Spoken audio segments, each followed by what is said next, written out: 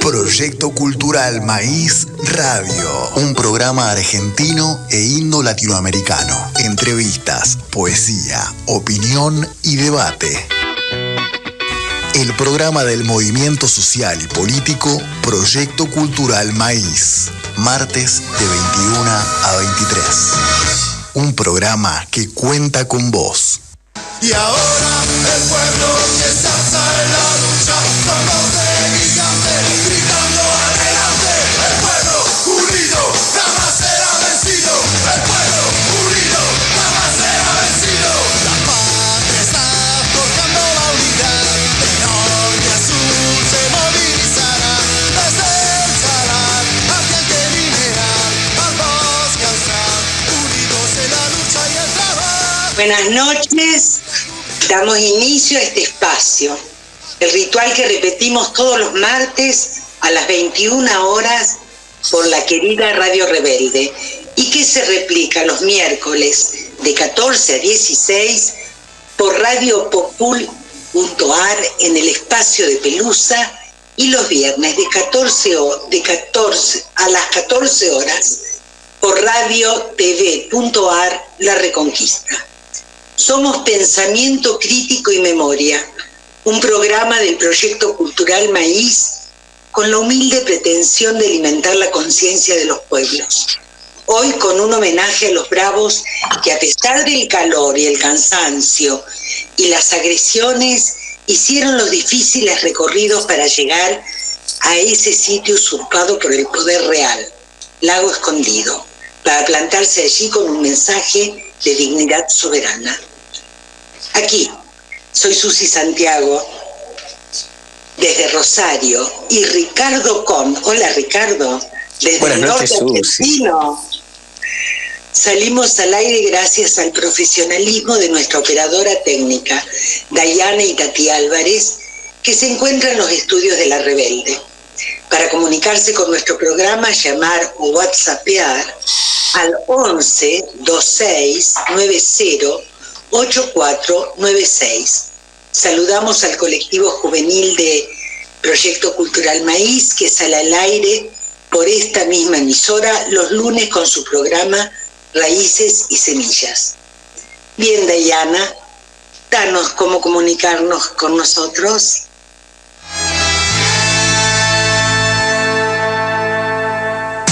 Para comunicarte con el Proyecto Cultural Maíz durante la emisión del programa, podés hacerlo llamando al 11 26 90 8496. 11 26 90 8496. Pero además, el resto del tiempo podrás solicitar nuestras publicaciones, charlas y seminarios comunicándote al 11 2294 6420. 11 2294 6420. Y también puedes hacerlo a través de nuestros Facebook, Proyecto Cultural Maíz y Proyecto Cultural Maíz Radio. Proyecto Cultural Maíz, nacido en América como el maíz para alimentar la conciencia de nuestros pueblos. La patria vencerá. Y ahora el pueblo que se alza en la lucha, con voz de gigante, gritando adelante. El pueblo unido jamás será vencido. El pueblo. Bueno, hoy vamos a entrevistar a Yamila Bazán, que está en Villa Langostura. Vamos a tener a Mónica Regueiro, que nos va a hablar sobre soberanía tecnológica y educativa. Eso en la primera hora del programa. Y en la segunda hora del programa vamos a hablar sobre Ramona Parra, porque hemos estado hablando de la brigada Ramona Parra, pero no hemos dicho quién es Ramona Parra. Y vamos a tener una entrevista con los muralistas Cecilia Hurtado y Crescencio Cobo para hablar sobre el muralismo, sobre la historia del muralismo, en la segunda hora. Bien, vamos a escuchar ahora un video sobre Lago Escondido. Por favor, Dayana.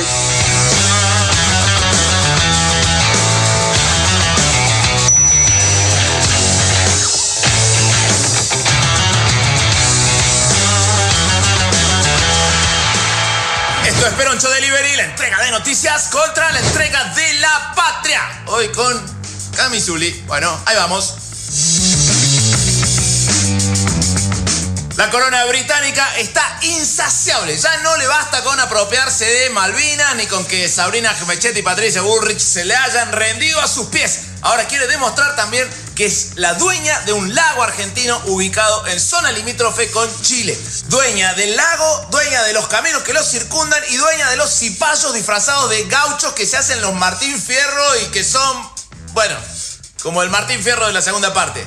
Hace 7 días que un grupo de manifestantes argentinos, patriotas, marchan hacia territorio argentino por caminos públicos. O sea, no debería de haber ningún inconveniente, pero lo hay, porque ese territorio argentino está usurpado por el magnate inglés Joe Lewis, amigo y cómplice de Mauricio Macri, amigo y cómplice de Mañeto, anfitrión de jueces y fiscales que persiguen a los dirigentes de fuerzas nacionales y populares. Resultado: no se puede pasar por el camino público. Ningún argentino que no sea amigo de Mañeto, Macri o Joe Lewis puede acceder a un lago argentino. Y casi ningún medio publica lo que está sucediendo. Esto es increíble. Imagínate si Cristina cercara su casa del Calafate y no dejara pasar a la gente por la vereda nomás. Por la vereda. Argumentos tiene. La quisieron matar. Podría vallar la vereda. Bueno, imagínate el escándalo mediático que sería eso. Imagínate si hubiera una patota de la Cámpora cuidando la casa de Cristina. El dron más chico de Canal 13 para cubrir eso generaría eclipses. Acá no. Tiene menos cobertura mediática que Show de Peroncho. Lo que cuesta, por favor. Un grupo de argentinos y argentinas marcha en busca de preservar la soberanía nacional. Una patota de gauchos más ingleses que tomar el té a las 5 y tener esclavos los golpea salvajemente. El abogado de Joe Lewis afirma que el territorio pertenece a la corona británica y para los medios nacionales no hay noticia. En diálogo con Radio La Plata, el coordinador general de FIPCA, Julio César Urien, uno de los organizadores de la marcha, informó que el objetivo central, más allá de denunciar la cueva mafiosa de Joe Lewis, es recuperar el camino Tacuifí, que se encuentra completamente bloqueado por un portón blindado y custodiado por matones del británico, donde además persiste la observación de la policía de la provincia. Porque ese es otro dato. La policía de Río Negro protege a la patota de Joe Lewis. Se creen Scotland Yard. Les preguntás algo y te responden elemental, mi querido Watson. No, Peroncho, esa frase no es de Sherlock Holmes. Sherlock nunca dijo eso. Eso no está en los libros, está en la película. ¿Y vos crees que los policías leyeron los libros? Ah, está bien. La patota de gauchos anglófilos atacó con piedras, con rebencazos, con los caballos. Por unas horas tuvieron secuestrados a un grupo de manifestantes, hasta que otros manifestantes pudieron hacer una denuncia con las imágenes que habían logrado grabar. Y las ambulancias pudieron finalmente entrar al lago escondido. Ambulancias. No helicópteros como cuando viaja Ercolini. En este caso, ambulancias. Los 60 manifestantes que estaban ahí tuvieron que ser atendidos. Los 60, les pegaron a todos. Uno de ellos tuvo que ser trasladado a Bariloche por la gravedad de las heridas. Igual para la corona británica es una evolución, porque esta vez dejaron entrar a las ambulancias en lugar de delimitar el terreno con las cabezas decapitadas. Bien ahí Joe Lewis aprendiendo que estamos en una sociedad. El camino Tacuifí es público. Ni Joe Lewis ni nadie puede cercarlo. Pero Joe Lewis tiene coronita británica. Desde hace 7 años se sostiene esta marcha. En ese tiempo una jueza autorizó la entrada al territorio y posteriormente fue despedida. La echaron. Ahí tenés, Peroncho. ¿Ves que los puestos de los jueces no son vitalicios? No, ahí está. Desafía a la corona británica y te echan. A la mierda. Y esto no es todo. Joe Lewis no se apropió solo del camino público. Es muy grave lo que sucedió, porque Joe Lewis se apropió del lago y antes ya había comprado tierras que están en zona de frontera, por lo que, según la ley argentina, ningún extranjero podría comprarlas y aún menos bloquearlas. Joe Lewis evitó este escollo de manera bastante creativa. No solo compró las tierras, compró también varios funcionarios provinciales que le permitieron comprar las tierras. Es un pionero del negocio inmobiliario en la cordillera. Ahora es así, te venden una propiedad de tantas hectáreas, con tal servicio de gas, con tal servicio de agua y con tales funcionarios que te aseguran que nadie te rompa las bolas. No, viene full. De hecho, Betiana Minor, ministra de Seguridad de la provincia de Río Negro, negó los hechos de violencia. Dijo que no pasó nada. Según el gobierno de Río Negro, esto que vas a ver ahora son, efectos especiales. Lewis, la policía miraba mientras nos pegaban. Están llevando adelante un delito. Cerraron un camino público y la policía no hace nada. El gobierno de la provincia es responsable, el gobierno de la provincia de Río Negro, el juez Castro, no nos protegió. Nos agarraron los secuaces de Lewis que están cerrando el camino público y nos cagaron a palo. Dejaron a un compañero con toda la cara rota, la pierna rota. Me rompieron la cabeza de palazos, sangramos un montón y ni siquiera dejaban entrar a la policía, no dejaban entrar a nadie y no nos dejaban salir. Tuvo que entrar la ambulancia para que logremos salir, porque son una patota, eso es lo que son, una patota. Éramos 8 caminando con botellas de agua y nada más. Y así nos agarraron y así nos trataron. Nos pasaron con los caballos por encima, nos dieron rebencazo, nos amenazaron con armas. Me quebraron la pierna tirándome un cascote así. En el piso estaba ya me habían roto la cabeza. Nos recagaron a palo y la policía no hizo nada. Esto es responsabilidad del gobierno de la provincia de Río Negro, que no permite que todo ciudadano pueda transitar libremente. Caballo, fusta, piedras, madera, patadas, piñas, corrimos y salvaguardamos nuestra vida como pudimos. Pero nos amasijaron entre todos los que estaban ahí. ¿Y la policía? La policía apareció después de 10 minutos y apareció en una camioneta de ellos. Con 2 de ellos, uno que me pegó a mí, estaba ahí con ellos. Nos agarraron a los palazos, nosotros íbamos caminando, llevando un compañero herido. Nos tiraron los caballos encima. Nos tiraron los caballos encima y nos partieron palos en la cabeza. Es terrible, son una mafia terrible. Esto no debe ser así, ahí se está cometiendo un delito. Y todos los demás, asociación ilícita para tapar la mafia judicial. ¿Qué quieren que no veamos en Lago Escondido? ¿Qué quieren que no veamos los argentinos y argentinas en Lago Escondido? Los patoteros agredieron al padre Paco Olveira. Le sacaron la Biblia cuando se puso a rezar. Al parecer, a los gauchos de Lewis no les ofendió tanto que fuera una Biblia. Ya con que fuera un libro nomás, lo sintieron como una amenaza. De todas formas, a pesar de tanta agresión y tanto hostigamiento, pasan estas cosas. Mira. Yamila. Gracias, Dayana. Bien, Yamila Bazán está en Villa La Angostura y marchó hacia el Lago Escondido. La tenemos en vivo y en directo, al estilo de Radio Rebelde, cada uno en su lugar. Y Dayana ordenándonos desde los estudios de Radio Rebelde. Marchó hacia el Lago Escondido, sí, escondido para nuestro pueblo, limitado, cerrado. Allí no hay soberanía. Pero mejor escuchemos a Yamila. Hola, Yamila. Buenas noches. Susi. ¿Cómo estás, Encantada Susi? de tenerte acá, de que nos cuentes vos que viviste en vivo y en directo.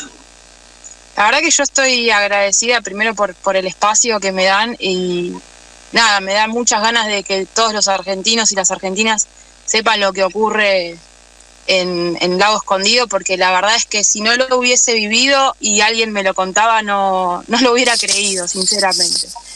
Parece que estamos en el 1500, realmente es un atraso a la civilización, te diría, ¿no? A la comunicación, a las palabras, nada, la verdad que fue una experiencia única en mi vida. Yo milito desde hace muchos años, desde chica, y he estado en situaciones complicadas, como todos nosotros, sobre todo en el gobierno de Macri. Tengo 37 años, así que ese fue mi peor momento de militancia, pero la verdad que lo que vivimos en el Lago Escondido con 65 compañeras y compañeros, fuimos los que marchamos. Algunos por la dificultad del camino se tuvieron que ir antes.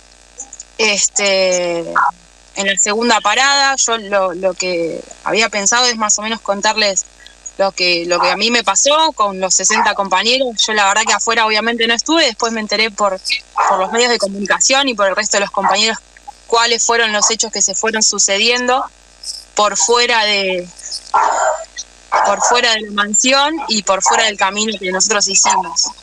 La verdad Una pregunta, Yamila, ¿no iban todos juntos, iban separados? Hubieron 2 columnas que estuvieron organizadas de manera en que en realidad después terminaron convirtiéndose en 3, pero hubo una primer columna, que es la columna por la cual yo marché, que es la columna de montaña, que se llama Juana Zurduy. Es una columna de 65 compañeros y compañeras que son de diferentes agrupaciones políticas Y lo más interesante es que son de 14 provincias argentinas, y esto lo recalco porque en el medio de los hostigamientos nos trataban de porteños que queríamos venir a explicarles a los lugartenientes cómo eran las cosas, y bueno, nada, había compañeros de Corrientes, compañeros de Córdoba, de Neuquén, de Río Negro, de Misiones, de Chaco. La verdad que fue una columna muy, muy nutrida, muy diversa. Marchamos muchas compañeras mujeres también, éramos 13. Muy federal. Sí, muy federal y muy diversa. La verdad que fue más interesante aún, porque yo creo que nosotros sentimos que cumplimos el objetivo, que era visibilizar lo que pasa ahí adentro, y fuimos con algunos temores, pero salimos con las convicciones firmes y nada, dándonos cuenta de que la unidad hace la fuerza y que la organización es vital para cumplir los objetivos.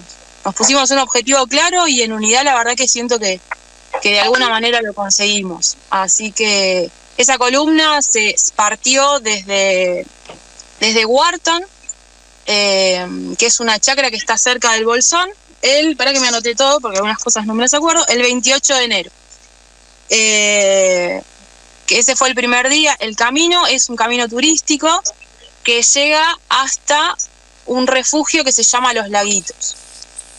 Para llegar a Los Laguitos es un camino bastante dificultoso porque tiene muchas subidas, tiene sendero, y requiere de 2 días de caminata completos. Nosotros la verdad que durante esos días arrancábamos a las 7 de la mañana y caminábamos hasta las 7 de la tarde, con algunas paradas, pero era caminar todo el día, a la noche llegar, armar las carpas, comer, ir a dormir nuevamente para seguir marchando al otro día.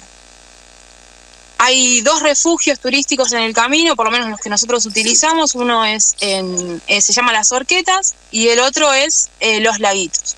Ahí se termina el camino turístico, que igualmente es muy dificultoso, o sea, más allá de que es turístico, tiene muchas subidas. Nosotros también íbamos cargando obviamente el peso de nuestras mochilas, de nuestra comida, y bueno, también hicimos un esfuerzo económico colectivo para poder pagar camionetas 4x4 que nos lleven los kayaks, que eran los que después nos iban a facilitar cruzar el lago, ¿no?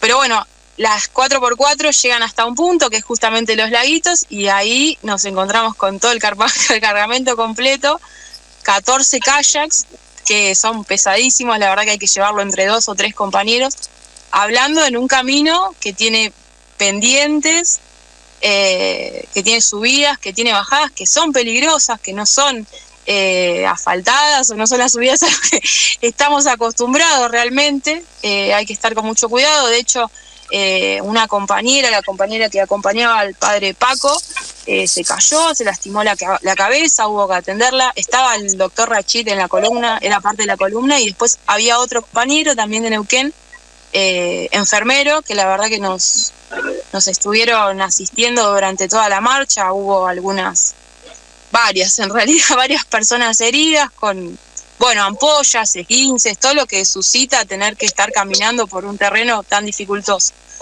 Y una compañera se cayó en el río y la verdad yo vi el golpe y quedé impresionada porque se partió la cabeza. La pudieron ahí asistir, se sintió un poco mareada, pero después pudo continuar con el camino. Al tercer día llegamos al lago Soberanía, que en la última marcha, de hecho en la 6ª marcha, era hasta donde habían podido llegar los compañeros y compañeras de la columna de montaña. Desde ahí, el año pasado, aterrizó el helicóptero que luego asistió a Rachid, que sufrió también el año pasado las inclemencias del camino, la verdad, porque no sé, otra manera no se me ocurre para llamarlo. Esa noche dormimos en el lago Soberanía. En la mañana nos levantamos y ya teníamos los kayaks con nosotros. Parte de la columna hizo el camino en kayak, cruzó el lago Soberanía en kayak, y otra parte, que era lo que estábamos un poquito mejor en buen estado físico, hicimos el camino a pie. Esa parte del camino la verdad que fue, creo que la más dificultosa. Incluso hubo momentos en que necesitábamos tender sogas que las ataban los compañeros más experimentados en montañismo, que la ataban a piedras y demás. y nosotros cargando las mochilas nos atábamos de la soga. Parece que lo estoy contando que estoy viendo una película, pero no, fue lo que pasó. Nos atábamos con sogas y cruzábamos las pendientes, que la verdad que eran bastante difíciles. Una vez que atravesamos ese camino, nos reencontramos con los compañeros y compañeras que cruzaron en kayaks y continuamos avanzando por un camino que estaba, no sé, pareciera bastante mejor de lo que veníamos haciendo, y ahora les voy a contar por qué estaba mejor. Cuando avanzamos, de repente nos encontramos con unas cintas de peligro y un cartel que decía prohibido pasar. Y nos quedamos ahí. El compañero que es abogado, de que participó de la columna, que también es responsable de la organización de FIPCA, junto con el Vikingo, que es otro compañero que es responsable de la columna en este caso, con experiencia en montañismo, hablaron con autoridades de ahí. Yo la verdad que no desconozco quiénes eran esas autoridades porque no me acerqué a hablar. Nos dijeron que podíamos pasar, que había un camino.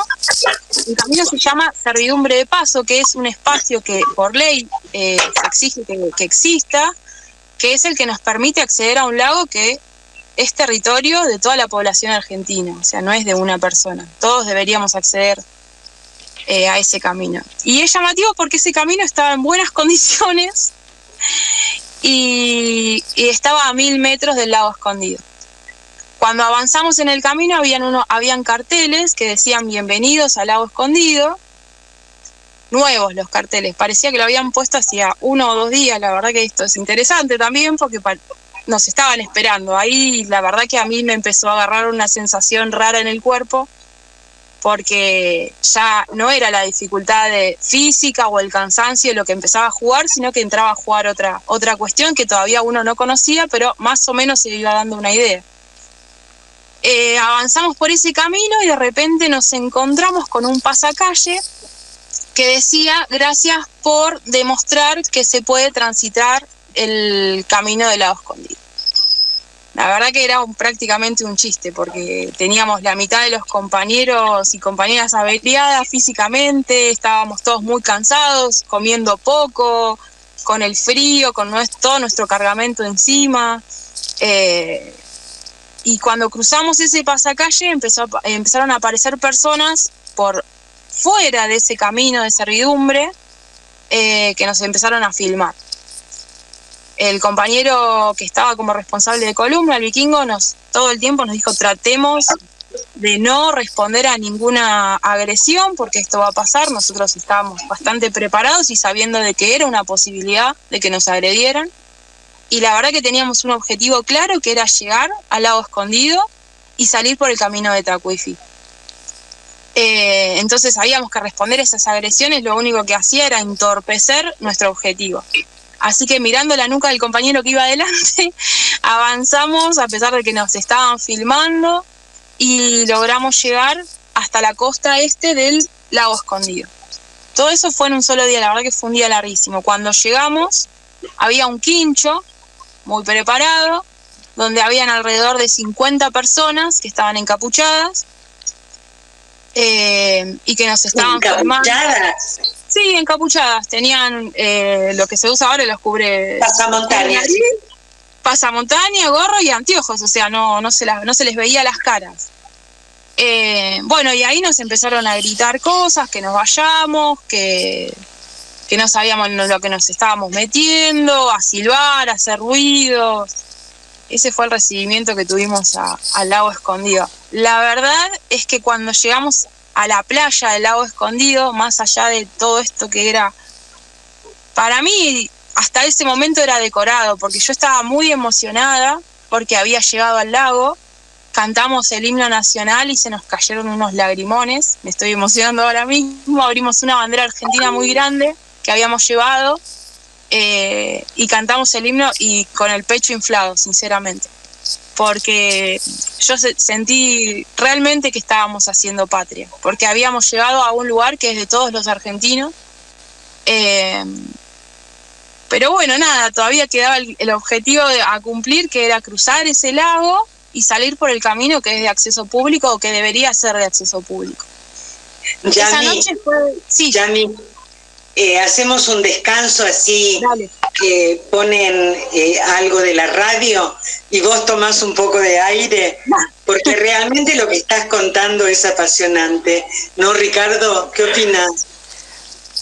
Buenas noches, Susi, ¿cómo estás? Hola, Yamila, gracias por tus aportes.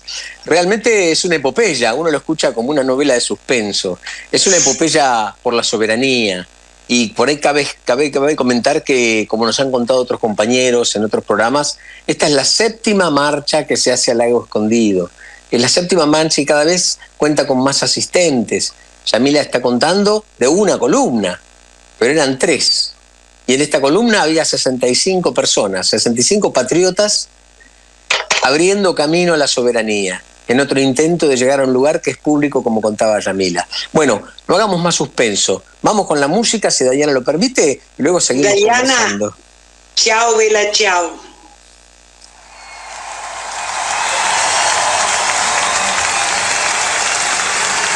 Permettez-moi de vous chanter une chanson de résistance, celle de Deuxième Guerre mondiale. Una mattina mi sono svegliato, oh bella ciao, bella ciao, bella ciao, ciao, ciao. Una mattina mi sono svegliato e ho trovato il vaso, oh partigiano, portami via, oh bella ciao, bella ciao, bella ciao, ciao, ciao, partigiano, portami via, che mi sento di morire.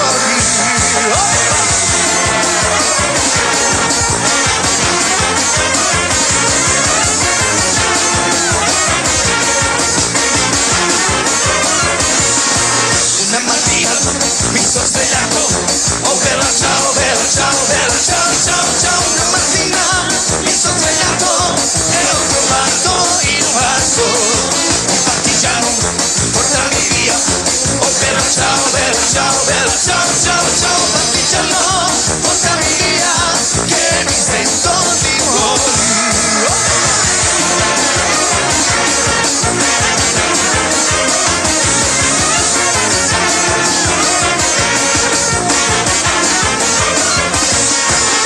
E se io muoio da partigiano, oh bella ciao, bella ciao, bella ciao, ciao, ciao. E se io muoio da partigiano, tu mi devi seppellire e seppellire lassù in montagna, oh bella ciao, bella ciao, bella ciao, ciao, ciao. E seppellire lassù in montagna, sotto l'ombra di un melio.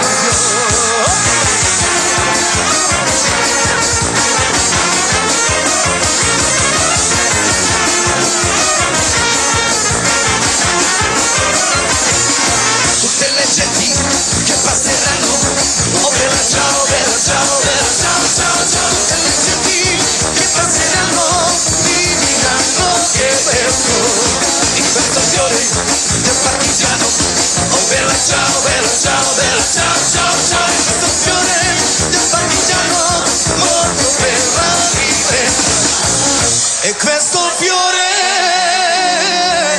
del partigiano, morto per la libertà.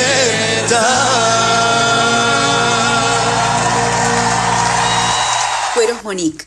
Sacos y camperas de cuero, confección a medida, arreglos de todo tipo, créditos con recibo de sueldo, tarjetas de crédito en 3, 6 cuotas y ahora 12. Avenida Santa Fe, 3312, cuarto piso C, Cava.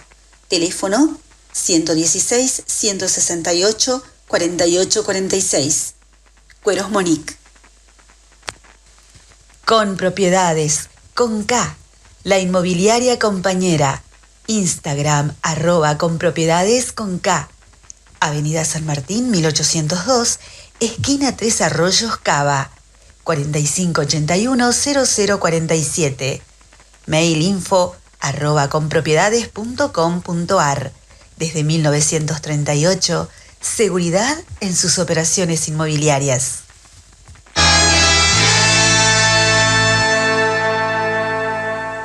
Para comunicarte con el Proyecto Cultural Maíz durante la emisión del programa, podés hacerlo llamando al 11 2690 8496. 11 2690 8496. Pero además, el resto del tiempo podrás solicitar nuestras publicaciones, charlas y seminarios comunicándote al 11 2294 6420. 11 2294 6420. Y también puedes hacerlo a través de nuestros Facebook, Proyecto Cultural Maíz y Proyecto Cultural Maíz Radio. Proyecto Cultural Maíz, nacido en América como el maíz para alimentar la conciencia de nuestros pueblos. La patria vencerá.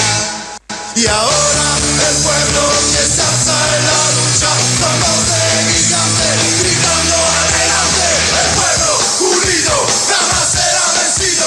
El pueblo unido jamás será vencido. Volvimos al aire y bueno, hoy es un programa en algo diferente. Yo estoy transmitiendo desde una habitación de hotel, desde Misiones. Es Susi Santiago quien conduce y lo bien que lo hace. La Fundación Interactiva para la Cultura del Agua, que varias veces ha intervenido en nuestro programa con la participación de diferentes compañeros, hoy está representada por Yamila, que realmente nos está contando una historia interesante, una epopeya de soberanía. Y realmente lo quiero destacar para algún oyente que recién se haya enganchado en nuestro programa, que recién nos sintonice. Esto es Proyecto Cultural Maíz. Y Yamila nos estaba contando de la columna, formada por 65 personas, que avanzó hasta encontrarse con gente encapuchada que los provocaba. Y creo que el cuento había llegado hasta ahí. Y estamos todos esperando a ver cómo continuaba. Sí, llegó al lago escondido, la emoción, el cantar el himno. Ahora, ¿cómo continúa, Yamila? Bueno, yo quiero aclarar primero que yo participo de FIPCA, participo de las marchas de FIPCA, fui convocada y después la verdad que me interesa obviamente el objetivo, que es por la soberanía. Pero bueno, yo soy militante de Ituzaingó, de la provincia de Buenos Aires, del Partido Justicialista de Ituzaingó, y soy una de las tantísimas agrupaciones que integraron esa columna tan diversa, que la verdad que es muy interesante, porque confluyeron un montón de agrupaciones políticas de distintos espacios, y la verdad que no hubo ningún desencuentro, y me parece que eso es para enaltecer, porque cuando, lo que decía al principio, ¿no? Cuando los objetivos están claros, no hay discusiones chiquitas. Hay que unir a las compañeras y a las tengo una compañeras. pregunta. Diversas agrupaciones. ¿Alguna del PRO? No, por supuesto que no. Ah, mira, ¿radicales? ¿Radicales No, tampoco? No. Pero mira vos, qué cosa bárbara, qué cosa curiosa. ¿Qué pasa? ¿No hay interés por la soberanía ahí? Parece que lo que hay es interés, pero por otras cosas. Mirá vos, pero a ellos les interesa ese lugar, si se reúnen ahí sus exponentes, Bueno, ¿no? claro, justamente es lo más interesante. Después yo en el relato les voy a contar lo que a la conclusión de que pude llegar cuando vi esa mansión. ¿Por qué no podemos pasar? Eso es lo interesante, me parece, más allá de... O sea, lo que yo pude descubrir estando ahí, que desde afuera no lo entendía. Digo, ¿por qué tanta desidia? ¿Por qué tanto interés en que no pasemos? Bueno, no te quiero apurar a llegar al final del relato, ¿no? Como dicen, ahora no te quiero spoilear. Vamos a ver cómo sigue esto. Tal cual. Seguí contándonos una vez entonces. que llegamos al lago escondido, ya como les decía, cantamos el himno muy emocionados, muy emocionadas. Y obviamente ya era bastante tarde, eran las 3, 4 de la tarde y sabíamos que todavía teníamos un camino largo por recorrer, con lo cual lo que hicimos fue armar nuestras carpas nuevamente y nada, disponernos a descansar porque el día siguiente iba a ser largo. En esa tarde lo que hicimos fue organizar los grupos de kayak. Nosotros teníamos 14 kayak, cada kayak puede llevar hasta 2 personas y 2 balsas que podían llevar las mochilas. Por tanto, se hacían en varias tandas, no podíamos salir todos juntos, porque no teníamos la verdad, si hubiésemos tenido los recursos para los kayaks hubiese sido todo un poco más fácil, pero bueno, no los teníamos 14 kayaks, entonces lo que se designó fue un grupo de compañeros y compañeras que estábamos, en ese grupo yo participé, que teníamos por ahí algún conocimiento más en la cuestión de navegar en kayak. Yo la verdad que lo hago en las vacaciones, pero bueno, tenía más experiencia que otras personas, así que me designaron para ese grupo. Yo esta marcha la pensé con mi compañero de vida, que es de otra agrupación política de Cava. Los dos salimos en la primera tanda a las 6 de la mañana. Pero bueno, después de organizar la tarde anterior las columnas y cómo íbamos a ir saliendo, nos dispusimos a descansar, a dormir, y ahí empezó el reggaetón. Empezaron a poner, sí, la verdad que música a todo volumen, pero realmente, y es interesante esto porque cuando nosotros partimos de Wharton el primer día, las autoridades de Amprale, que son las que custodian el área, nos habían dicho que no se podía poner música, ni siquiera en el celular, que no se podía hacer ruido porque era un área custodiada. ¿Cómo? Protegida. Claro, era un área protegida de la naturaleza, digo, ¿no? Exactamente. Entonces, y la verdad que... No, creo que no habían entendido bien. A los que protegían eran los que pretenden hacerse dueños de ese lugar. Sí, porque a los animales, la verdad que a la fauna y a la flora no las protegió nadie en ese momento. No les gusta el reggaetón. Parece. Pero bueno, la verdad que pusieron música a todo volumen. Los temas que ponían no eran azarosos, nos ponían canciones a propósito, no sé, algunas que decían que éramos mentirosos, bueno, canciones de cumbia, pero estaban direccionadas. Lo interesante, estaban cocinando un chivito, era una fiesta, o sea, ellos estaban de fiesta mientras nosotros estábamos tratando de descansar. Casualmente quizás armaron una fiesta para ese día. La música duró hasta muy tarde, en realidad no paró realmente la música, pero hubo algunos momentos en donde apagaban la música y empezaban a gritar, a silbar y prendían motosierras.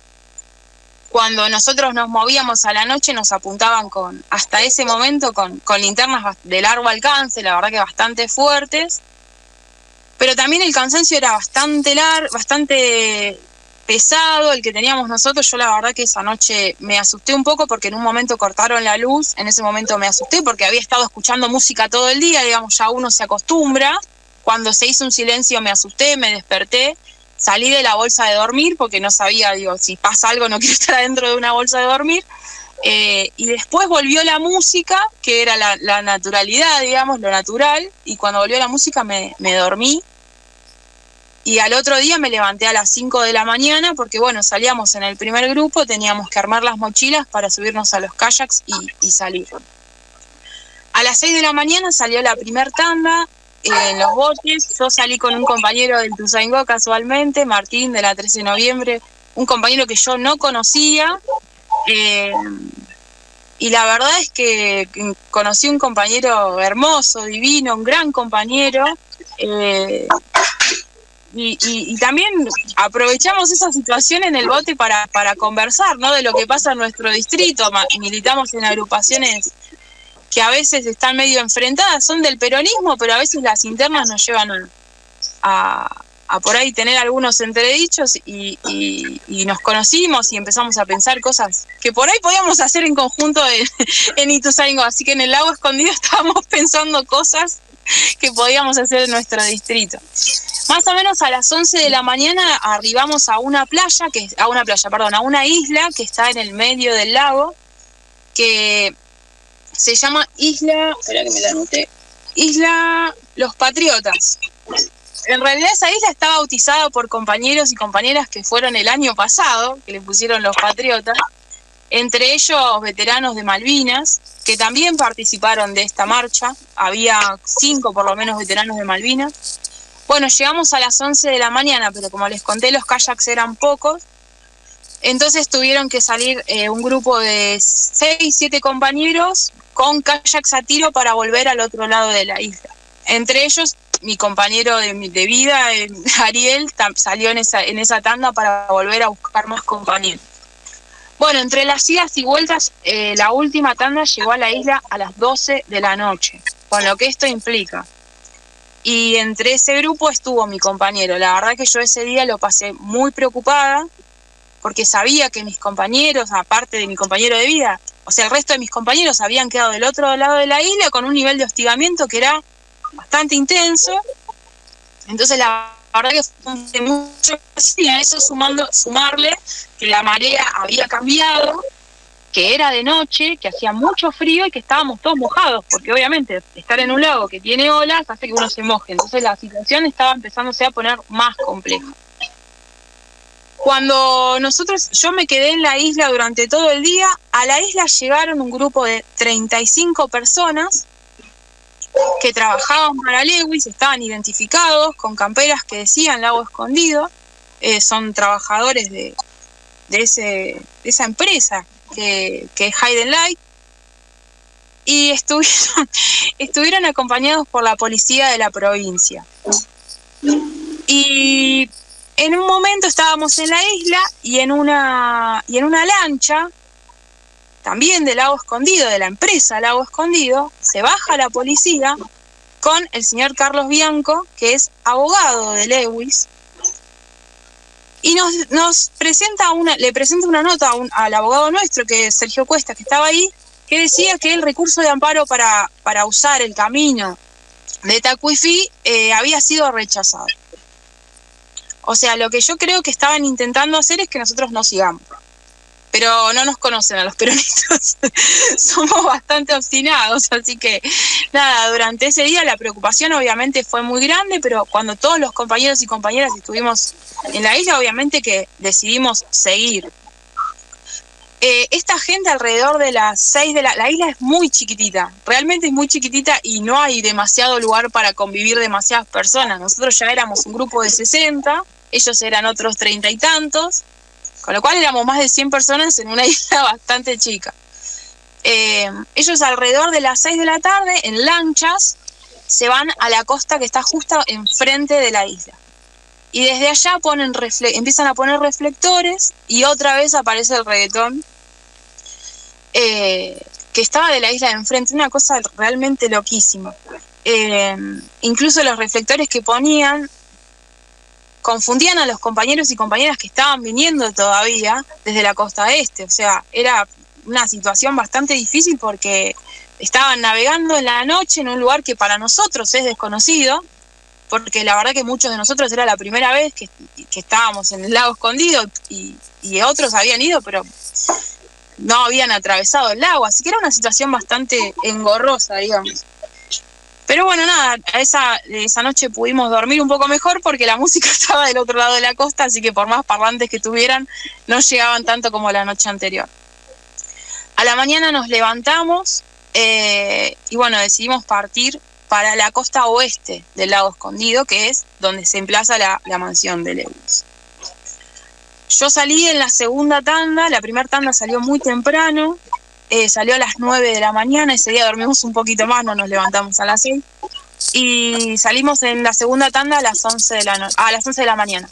Cuando estábamos más o menos a 300 metros de la costa oeste, ya veíamos la mansión, empezamos a escuchar otra vez música, a todo volumen obviamente, porque para escucharla del medio del lago, imagínate cómo estaba, y nos pusieron una canción que era la canción que se llama Un velero llamado Libertad, seguro la conocen porque es muy conocida,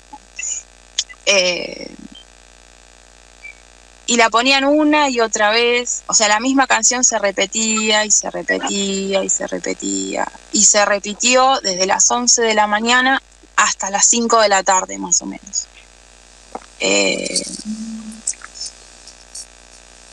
Alrededor de las 7 de la tarde, 8 de la noche, llegaron todos los compañeros y las compañeras que estaban en la isla y empezamos a armar el campamento. Cuando armamos el campamento, obviamente la música a todo volumen, Se acerca otra vez Carlos Bianco, que la verdad que es un jefe de una patota. Yo digo, bueno, el abogado de una empresa tan importante, ¿no? Los modales, no, era el jefe de la patota. La verdad que un barra brava le queda chiquito a ese hombre. Se juntó con Sergio Cuestas y el Vikingo. Hay un camino, se llama Camino, ay, no me sale el nombre ahora. Tiene un nombre raro, bueno, de Serga, Camino de Serga. El Camino de Sirga. El Camino de Sirga, sí, el Camino de Sirga es el que el que la ley obliga a dejar en los alrededores de cualquier lago o río del país. Son 15 metros según la actual legislación.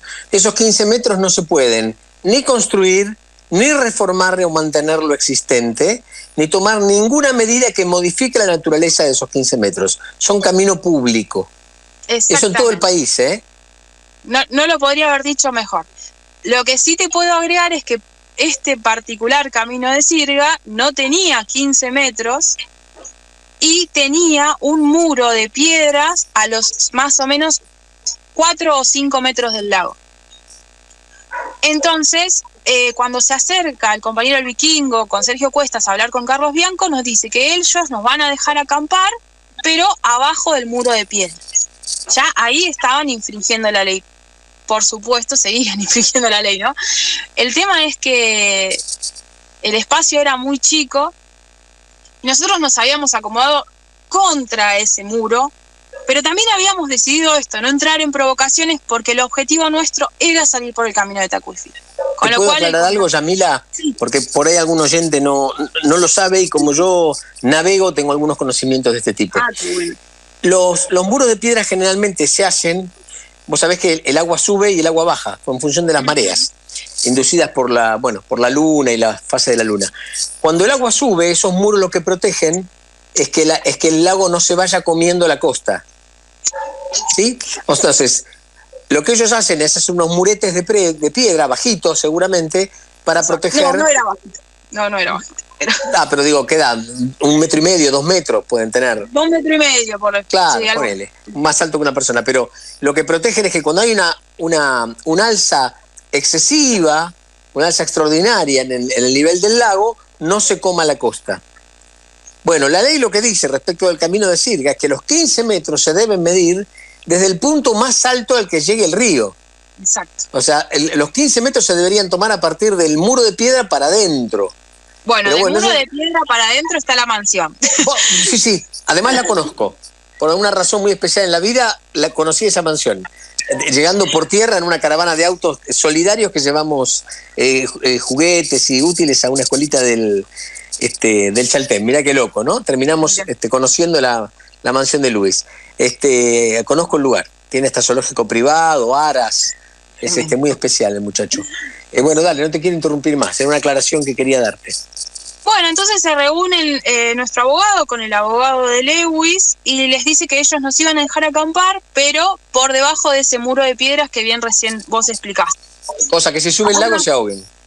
Claro, tal cual. No, y aparte también te agrego que eso parece una pavada, pero es importante, es que no hay árboles hasta el muro y que el sol pega durante todo el día en ese lugar.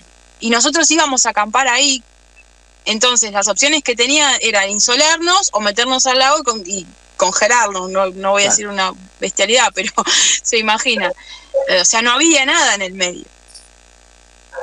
Bueno, entonces, la verdad que para no caer en provocaciones, nosotros decidimos quedarnos por debajo de ese muro de piedras y apenas está tomada esa decisión, una patota de 50 personas baja corriendo desde la mansión y nos empieza todas las cosas que nosotros teníamos apoyadas en el muro, que eran mochilas, la verdad que eran nuestras pertenencias, pero apoyadas en el muro, ni siquiera estaban del otro lado, estaban apoyadas, bajan corriendo y nos empiezan a patear las cosas, nos roban cámaras, nos putean y nos tiran piedras.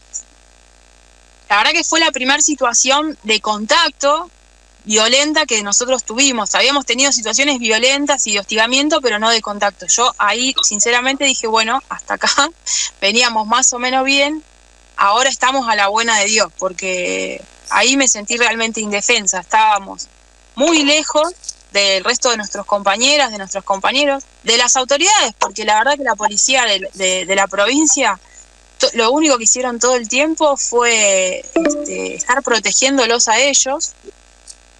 Y nada, la verdad que me asusté un poco, no les voy a mentir.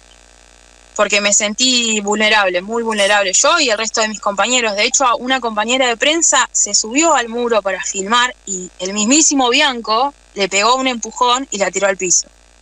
Que es el que lideraba la patota. O sea, imagínense el resto, ¿no? Desde ahí, obviamente, la música siguió a todo volumen, pero ya era imposible. Y un poquito más tarde, tipo 8 de la noche, empezaron a pasarnos programas de radio cortados, pedazos de programas de audio cortados, en donde, por ejemplo, hablaba La Nata, diciendo que nosotros éramos unos tarados, que el acceso al lago era público, ¿no? Recortes de programas de radio. Otra radio pública del Foyel, que también decía lo mismo, que nosotros estábamos paseando, que qué bueno que habíamos demostrado que se podía llegar al lago. Y repetían, que éramos trending topic, que éramos los boludos, que afuera se estaban cagando de risa de nosotros. Yo cuando bajamos, la verdad que yo lo primero que quise hacer es hablar con mi mamá. Mi mamá es detenida desaparecida, y le conté esto, y lo que me dijo son los mismos métodos que usaba la dictadura.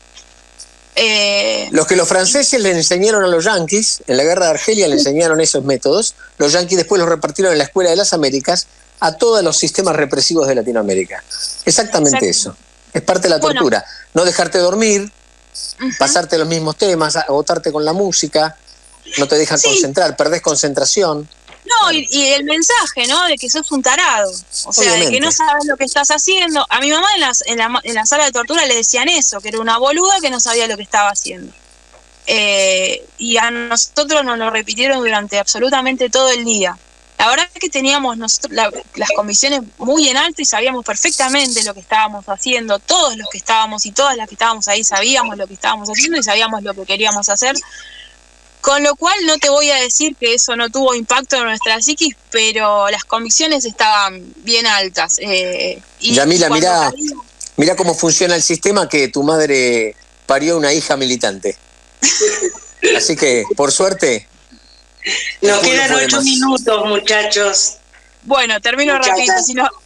Si nos quieren quebrar, que se olviden, ¿no? Bueno, nada, en un momento el padre Paco habla con uno de ellos y les dice: muchachos, un poco de humanidad. Está bien, que porque ellos todo el tiempo lo que nos decían es nuestro trabajo, pero, viste, te pagan por ser un cínico, por hostigar a la gente, viste, y la verdad que fue interesante lo del padre Paco, porque nos puso en un lugar de dignidad también a todos nosotros. O sea, ellos nos querían quebrar y el padre Paco con sus palabras nos levantó la dignidad y nos levantó el espíritu. Bueno, esa noche la pasamos toda la noche, armamos guardia, yo me anoté en la primer guardia para ver que los compañeros que estaban pudieran descansar. Y bueno, nada, la música siguió a todo volumen. A las 2 de la mañana empezaron a cortar el pasto, prendieron motosierras y alrededor de las 4 de la mañana empezaron los piedrazos hacia las carpas. Esto duró toda la noche. Alrededor de las 9, 10 de la mañana apagaron la música y después la verdad que al mediodía volvió la música a todo volumen. Bueno, fue la verdad que constante. En un momento apareció hasta un helicóptero, eso también. Hubo un movimiento en esa mansión que no sé si había hace mucho tiempo. Esto me causa un poco de gracia porque la verdad que les hicimos movilizar lanchas, 4x4, motos de agua y hasta un helicóptero. ¿Sabés qué? No sé si vos sabés, si les contaron, que Luis llega en su avión privado desde Inglaterra a Bariloche, se sube a su propio helicóptero que está en un hangar del aeropuerto de Bariloche y llega con helicóptero a su mansión ahí a la vera del lago Escondido. Ese helicóptero es de Luis, es parte de su flota.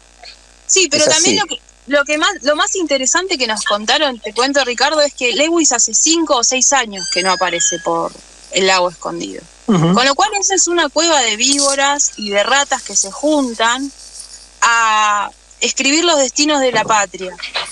Y lo interesante de este lugar, y eso era lo que yo les quería contar al principio, yo me di cuenta por qué cuidan con tanto celo la intimidad de ese lugar. ¿Vos te imaginás en ese lugar gente haciendo turismo, gente usando las playas? ¿De qué manera podrían ellos juntarse a armar causas, juntarse a definir políticas, juntarse a encarcelar, a pensar cómo encarcelar gente si en ese lugar transitaran personas que se metieran al lago? O sea, eso es lo que a mí me impacta, ¿entendés? Cuando yo llego ahí digo, claro, obvio. ¿Cómo van a querer? Sí, sin ninguna duda. Pero además es un enclave extranjero a pocos kilómetros de la frontera. Este es el problema más serio. Es un problema realmente de soberanía. La soberanía, más allá de que se ejerce llegando hasta el lugar, la soberanía que se protege es la soberanía que le permitiría al país tener control sobre lo que sucede en esa área cercana a la frontera. Exacto. Porque la gente que puede ir a veranear, a pasar su verano allí, no le va a impedir a ellos reunirse en otro lado. Lo que probablemente impida es hacer movimientos extraños a los intereses de la Argentina. Y acá te hago una pregunta porque nos queda un minutito, a ver si podemos resolver este intríngulis. ¿Cómo lo vivís vos? ¿Cuál es el rol del gobierno nacional, en tu opinión? Vos sos militante peronista. En un gobierno que se supone que es peronista, ¿cuál es el rol? Y nosotros, está claro, lo llamamos pensamiento crítico, así que es el momento de ejercerlo. ¿Cuál es el rol del gobierno nacional si el gobierno de la provincia está del lado del inglés? ¿Cuál es tu lectura? La verdad que yo lo que pienso es que hay que intervenir la provincia, pero ese es mi pensamiento. También lo que sé es que existe un entramado judicial, mediático, político en la provincia, de negocios, que hace que uno tenga que tener una fuerza inconmensurable para poder acercarse o aproximarse por lo menos a la idea de abrir un camino. Mirá lo que te estoy diciendo. Porque cuando vos escuchás las declaraciones de la gobernadora, cuando vos escuchás las declaraciones de ministras de seguridad de la provincia que nos dijeron que llamemos al 911 si teníamos algún problema, compañeras que estaban abogadas, que estaban afuera, que hablaron con la ministra de seguridad y la respuesta fue que llamemos al 911.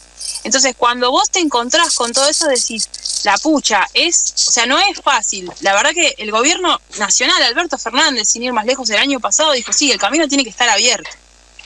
Y esas tierras fueron vendidas de manera fraudulenta. Pero si Comodoro Pro va allí, ¿qué puede hacer, no? El tercer poder de la Argentina, ¿no? Como poder puede, el problema es por qué no tiene la decisión política o no la tuvo en 4 años de gobierno, ¿no? Sí, no. Perdón que te venga, digamos, lo mío era otro, pero tenés que tener una acumulación de poder para hacer una cosa así. O sea, no se pudo expropiar Vicentín, que era mucho menos complicado. Esa es Mónica Regueiro. Buenas noches, Mónica. Buenas noches, perdón, pero Mónica, de raro. Con el respeto que me merecen la diversidad de opiniones, para acumular fuerza tenés que generar mística, y para generar mística tenés que tener acciones. No podés esperar la acumulación para después tomar acciones. Tenés que enunciar las acciones, ponerte el líder de las acciones y que la gente te siga, porque si no es el perro que se muerde la cola. Siempre estamos con el positivismo. Y si tocamos el tema Vicentín, mirá, hay mucho para decir y algunas cosas no van a caer muy bien de parte de la acción del gobierno nacional. Así que me parece quiero agregar que es interesante que estás diciendo la cuestión de la mística, Ricardo, porque nosotros nos sumamos a esta marcha también porque estamos con algún sentimiento de que podemos hacer más cosas y de que no las estamos haciendo. Entonces, esta marcha la verdad que nos hizo pensar que es posible pensar otro país, con distintas agrupaciones, con todo el país adentro, con distintas provincias, pero hubo una convocatoria a un hecho concreto que nos movilizó profundamente hasta el punto de poner en riesgo nuestras vidas para poder lograrlo. Y lo lograron. Hasta ahí con el apoyo de la Gendarmería, por ejemplo. Lo lograron. ¿Sabes que se nos acaba el tiempo? Como anunció Susi, vamos a cambiar de link. Imagino que mientras Dayana pondrá un poco de música y publicidad. Sí. ¿Nos mudamos entonces? ¿Nos vemos en minutos? Publicidad, Dayana, y nos vemos en un minuto. Cambien al link y entras, Moni. No, me tengo que ir. Radio Rebelde AM 740. La radio de todos. El ángel de River. Hay un ángel que vuela, Martes, de 20 a 21. gambeteando las nubes. Roberto Alonso y Daniel Galazo te harán revivir en la voz de los protagonistas los momentos imborrables que hicieron la historia del más grande, River Plate. El ángel de River. La mañana del domingo. La mañana de Juan Domingo. Perdón. La mañana de Juan Domingo. La mañana del domingo con Martín García. La mañana del domingo. Todos los domingos de 10 de la mañana a 2 de la tarde. Con la conducción de Martín García y un equipo de la Gran Flauta. La mañana del domingo. La mañana de Juan Domingo. Resistencia colectiva. Un espacio de radio para aportar a la resistencia que tantos y tantas libran de forma cotidiana. Tenemos ideas, tenemos vivencias y sobre todo la necesidad de multiplicarlas. Resistencia colectiva. Resistencia colectiva. Actualidad, cultura, ambiente, asuntos previsionales y de salud. Siempre con nuestro análisis político y económico y las mejores entrevistas. Escúchanos todos los martes a las 16, acá, en Radio Rebelde. WhatsApp de La Rebelde 11 2690 8496 1126 908496. Agendanos y participa de la Asamblea Radial. Y ahora el pueblo que se alza en la lucha, con voz de gigante, gritando adelante. El pueblo unido jamás será vencido. El pueblo unido jamás será vencido. La patria está forjando la unidad. De norte a sur se movilizará. Desde el salar al diente mineral, al bosque austral. Unidos en la lucha y el trabajo irán. La patria cubrirá su paso ya, anuncia el porvenir.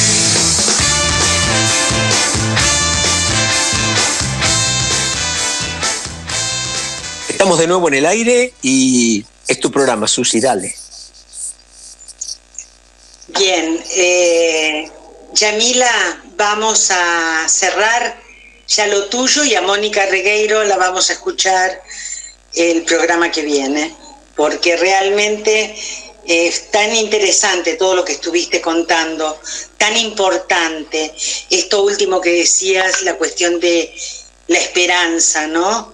El juntarse, el unirse, gente con distintas ideologías, pero con un pensamiento de unidad.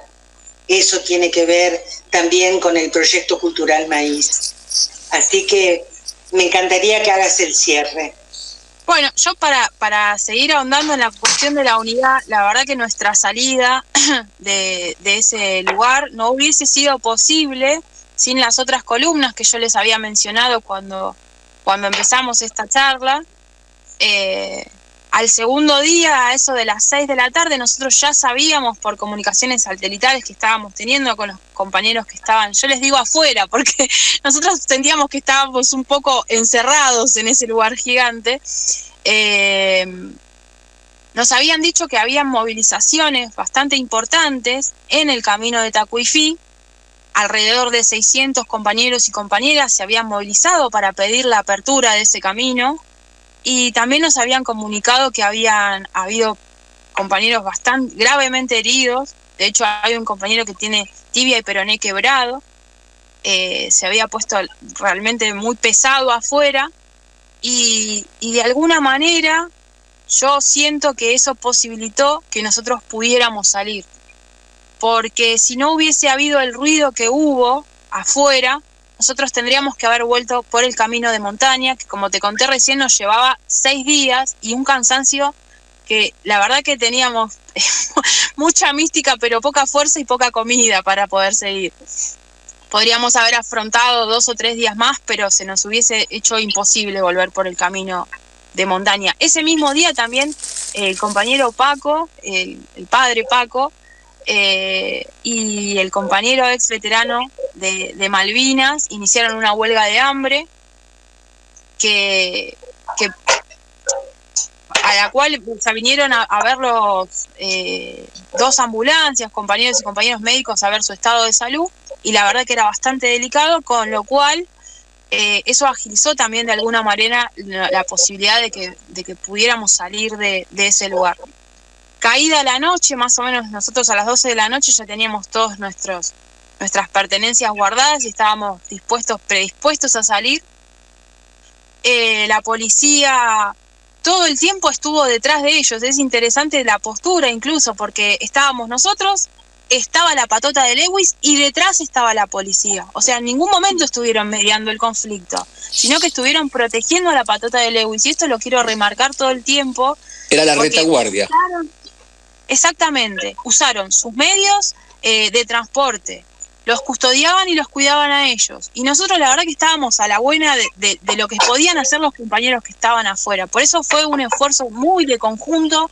Nosotros pusimos nuestra parte, pero también los compañeros y compañeras que estaban afuera posibilitaron nuestra salida.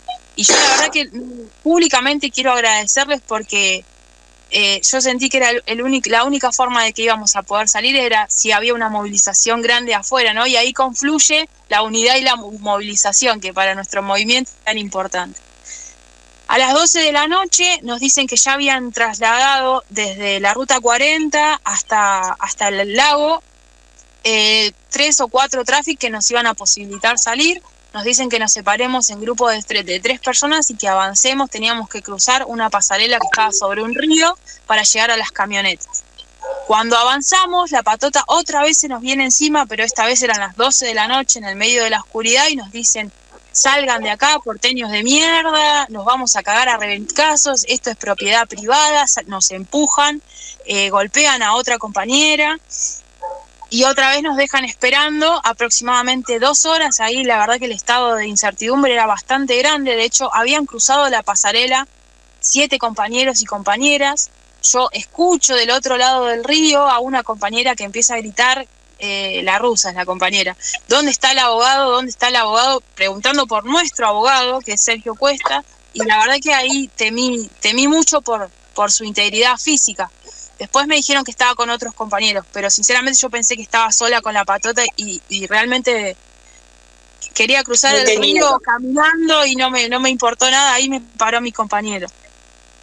A las 2 horas viene la policía otra vez a decirnos que podíamos pasar. Ya nos lo habían dicho hace 2 horas, pero habíamos sido violentados, entonces cruzamos esta vez con mucho miedo, pero efectivamente logramos cruzar las pasarelas donde estaban las camionetas.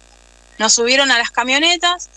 En un momento pasó algo muy gracioso, entre comillas. Yo fui con mi compañero y con otro chico más, un compañero de Córdoba, bastante más chico que nosotros, y nos dicen a nosotros: ustedes 2 vayan para allá, y el compañero este que es más chico lo manda para otro lado. Y ahí creo que es una de las primeras veces que me planté con la policía y les dije: no, él solo no se queda. Y la policía me contesta: pero estamos nosotros para cuidarlo. Yo no sabía si reírme o llorar, sinceramente. No nos movimos ninguno de los 3 hasta que vino otro grupo de compañeros y ahí nos subimos todos a las camionetas. Nos sacaron por el camino, en definitiva nos terminaron sacando por el camino privado de Lewis, no nos sacaron por el camino de Tacuifí, pero sí custodiados por el gobierno, por la policía del gobierno de la provincia, que nos sacaron primero por un camino que era bastante feo. En mitad del camino y ya saliendo de la estancia de Lewis nos esperaron un grupo más o menos de 30, 40 personas que tenían palos, tenían podadoras, tenían martillos, tenían hachas, tenían libros en la mano. O sea, nos estaban dando un mensaje, ¿no? Ese mensaje que nos dan siempre de vayan a laburar. Bueno, pero eso era a las 2 de la mañana, empezaron a golpear los micros. Yo la verdad que ahí temí que se rompieran los vidrios y que otra vez hubiera algún compañero o compañera que se lastime. La verdad que golpearon los micros, pero no los rompieron, por suerte. Y bueno, finalmente terminamos saliendo por el camino privado a la ruta 40, donde nos esperaban una columna de más o menos 50, 60 personas que estaban muy contentos de vernos y nosotros también estábamos muy contentas y contentos de verlos a ellos. Yo lo que le contaba a mi mamá cuando era chica me recomendó una película que se llama Expreso de Medianoche, que seguramente ustedes la habrán visto. Sí, señor. Le dije a mi mamá, me sentí como en esa película. Me latía fuerte el corazón, tuvimos que cruzar, pero bueno, finalmente llegamos a la libertad y llegamos a encontrarnos con el resto de nuestros compañeros y compañeras. La verdad que para mí fue un triunfo político y siento que fue una patriada la que hicimos, no solamente los que marchamos por la columna de montaña, sino también los que se expusieron en el camino de Tacuifí, a unas sabiendas que había una patota que era infernal y que era muy numerosa, porque vos calculá que nosotros estuvimos en presencia más o menos de 150 personas adentro de la mansión y que afuera habían otras 100 personas más, con lo cual prácticamente te podría decir, sin temor a ser exagerada, de que tiene un ejército parapolicial, esta persona, que custodia muy celosamente la intimidad de ese lugar para que se puedan seguir haciendo los negocios espurios que se hacen. Y nada, y la verdad que yo siento que quiero ir a la próxima marcha, que es la 8ª marcha. Estoy muy agradecida con los compañeros y las compañeras de FIPCA, en especial a Julio Urien, que estuvo todo el tiempo pendiente de nuestra seguridad, al Vikingo, a Sergio Cuestas, que son los compañeros que nos conocen muy poco, la verdad, porque yo los he visto 4 o 5 veces, no es que los vi, pero me sentí cuidada, me sentí acompañada y me sentí protegida, así como yo también protegí, cuidé y acompañé al resto de los compañeros y compañeras que estaban en la montaña. Ahí nadie fue más ni menos que otro. Fuimos un solo cuerpo y la verdad que logramos para mí un triunfo político que fue visibilizar lo que está pasando en Lago Escondido. Gracias, Yamila. Gracias. Realmente tu testimonio creo que ha sido muy ejemplificador, muy esclarecedor y te agradezco infinitamente. Hora de ir a comer los sorrentinos.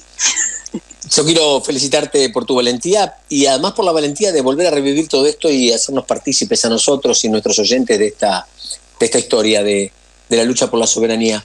Además les quiero aclarar, FIPCA no solamente hace esto, FIPCA además, en esto de promover la cultura del agua, da cursos de kayak en la Universidad de Morón.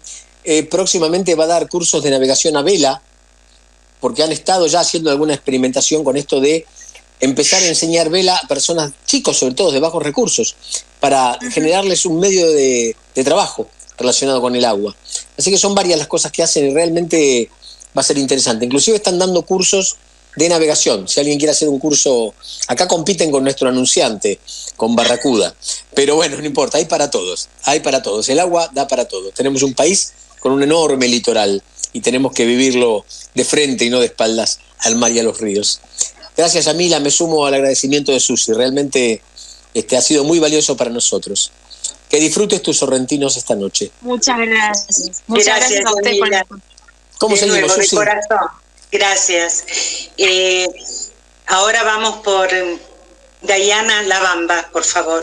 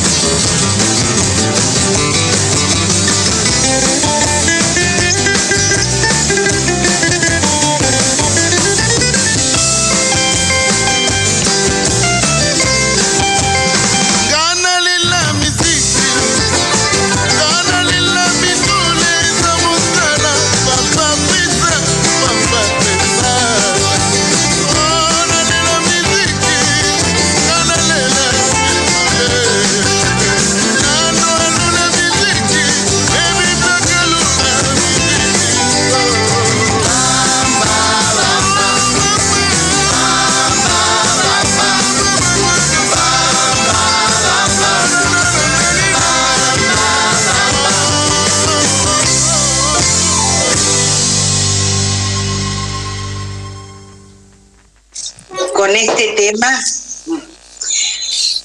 tema de la bamba, bien caribeño, ejecutado por cubanos, por mexicanos, todos del Caribe, que nos da una puntita de alegría y esperanza.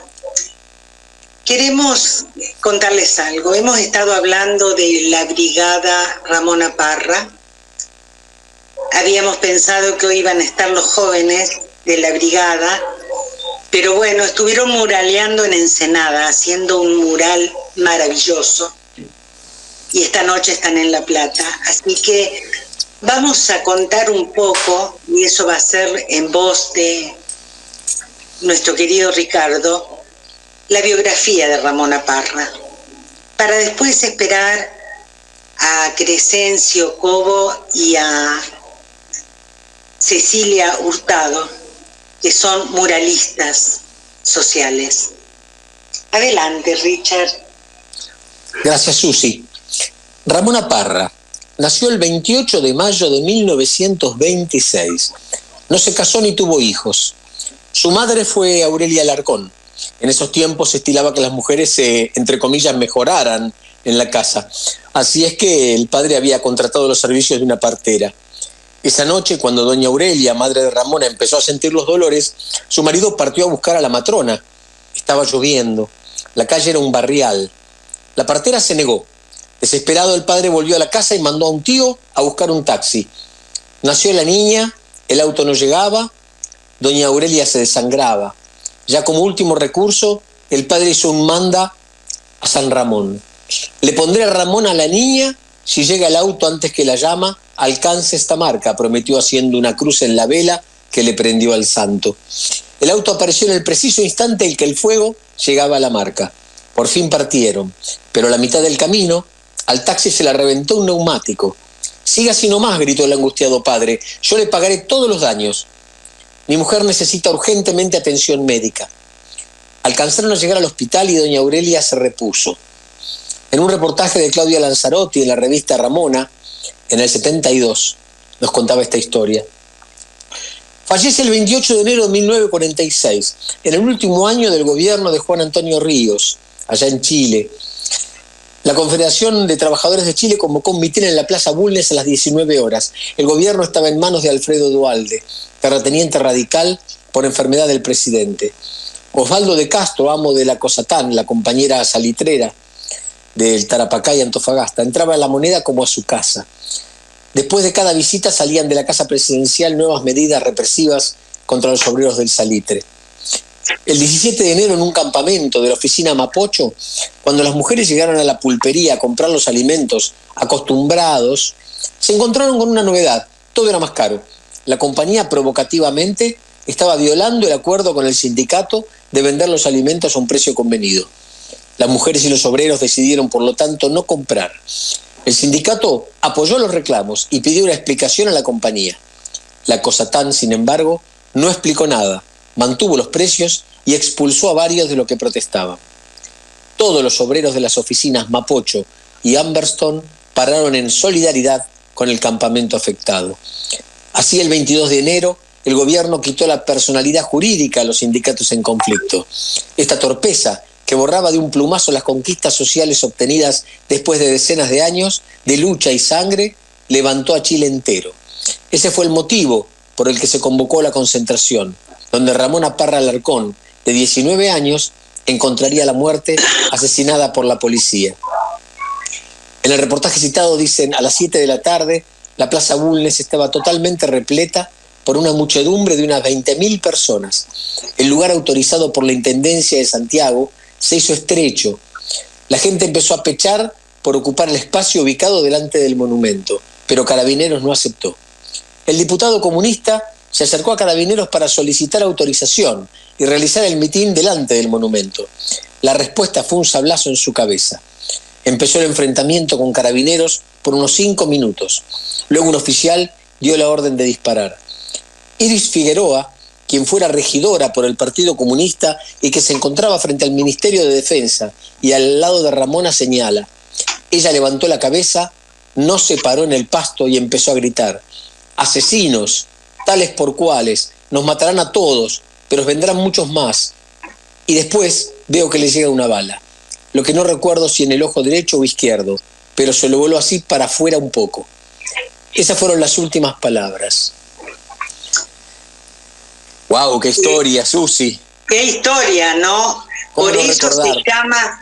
Mira, yo noté en algunas cosas que escribieron, que ponen Violeta Parra, que es a quien conocemos. Yo inclusive un día puse Rosa Parra. Yo no sabía de la existencia de Ramona Parra. Conocer su biografía realmente me hace entender la pasión con que los jóvenes y los muralistas pintan esas hermosas obras en los muros. Realmente lo que yo quería hablar ahora era con vos, porque ambos vivimos la experiencia en Chile y vos aquí en la Argentina, como el compromiso que tienen cuando se ponen frente a un lienzo en blanco, o cuando siguen el proceso de blanquear un lienzo, preparar las pinturas, trazar, hacer todo el diseño y después empezar a pintar con la colaboración de quien esté allí para ayudar. Realmente es apasionante verlos, la pasión que ponen ellos y la responsabilidad con que lo hacen. Vos lo viviste. Hemos colaborado. Lo viví contigo. Realmente pintan con el corazón más que con la brocha. Y es el modo que tienen de comunicar un mensaje político hacia el pueblo en general. ¿Te acordás esa experiencia que vivimos de pintar un mural larguísimo al lado de las vías del tren? Hermoso. Maravilloso momento. Hermoso. Porque además del arte que dejaron en ese lugar tan anodino, tan perdido, junto a las vías del tren, un basural prácticamente, no solo le regalaron a todos los que viajaban en los trenes a trabajar todos los días belleza y mensaje político, recordando el golpe de Estado, recordando a Allende, hablando del plebiscito, los desaparecidos. No solo regalaron belleza y mensaje político, también lograron solidaridad. Nos tocaba el pito del tren cada formación que pasaba. Es cierto, es cierto. Los maquinistas, no sé cómo se llaman hoy a los conductores de trenes. Imagino que serán maquinistas, como en aquella época cuando yo era chico. Choferes de tren. Claro, cada uno que pasaba tocaba pito y pasaba despacio, como rindiendo homenaje a la tarea y mostrándole a los integrantes de la formación, al público en general, lo que se estaba haciendo para que lo disfruten a través de las ventanillas del tren. Fue realmente un momento mágico, fueron horas mágicas. Bajo el sol. Totalmente. Y más ponían trenes para Chile, porque están buscando también trenes para todo Chile, no solo en el gran Santiago, ¿no? Bueno, recordemos que ellos sufrieron, como en nuestro caso, en la Argentina en los 90 y ellos en su momento, con el golpe militar, el cierre también de muchos miles de kilómetros de vías, que aisló pueblos, encareció el traslado de la mercadería, realmente. Entonces están en una campaña variada, ¿no? Dijimos, a ver si yo me olvido de algo, ayúdame. Recordaban el golpe de Estado, recordaron a Salvador Allende, a los desaparecidos, preguntaban dónde están, pedían por los trenes. Yo no me acuerdo si había algún otro mensaje dentro de todo eso. Realmente, todo esto en un mural de unos cuantos metros, de un color vivo, de un arte tan maravilloso. Esta gente, ¿te acordás que primero trazan el dibujo en la pared? ¿No? Van apareciendo sobre la blancura. Sí, trazan los dibujitos, trazan el sendero por el que después va a caminar el pincel. Totalmente. Y luego los demás le dan color. Vamos a escuchar un tema y después recibimos a nuestros invitados. Con mucho gusto. Diana, lo que te había pedido, ¿sí?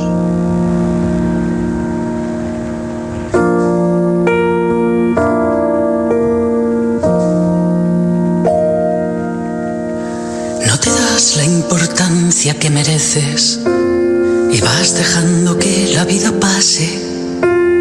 Para ti no hay tiempo casi nunca regalas un detalle y corres por la prisa de los otros y llegas a tu vida siempre tarde y va pasando el tiempo y va pasando y vas envejeciendo en el paisaje.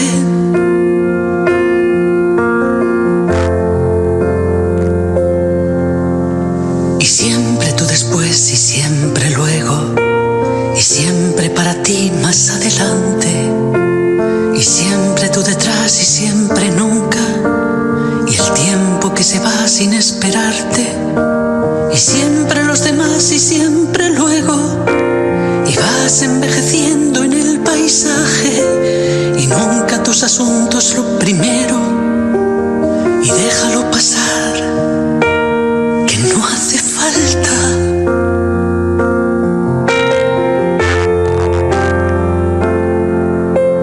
Y no se te pregunta por tu risa que se fue diluyendo con la tarde y siempre los demás y para cuándo una cita contigo en cualquier parte.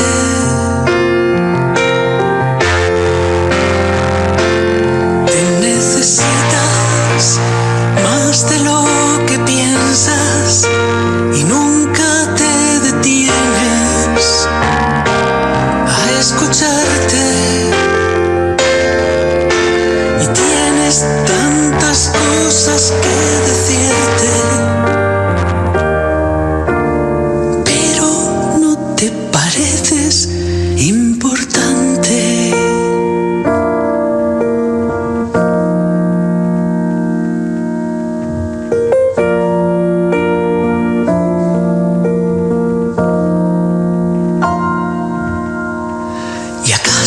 Que viene si se puede y el tiempo que te agacha la mirada y tú cuando los años lo permitan y tú cuando esta crisis un día pase y tú cuando se pueda en otra vida y tú nunca jamás de los jamases y el tic-tac del reloj en tu muñeca y vas envejeciendo en el paisaje.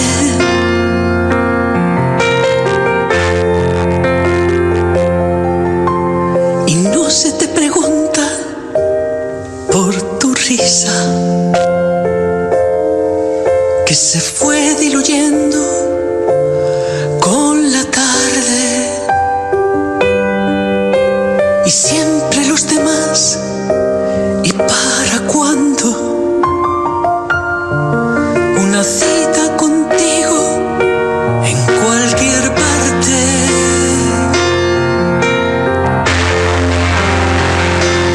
Te necesitas más de lo que piensas y nunca te detienes a escucharte y tienes tantas cosas que decirte. Te pareces importante.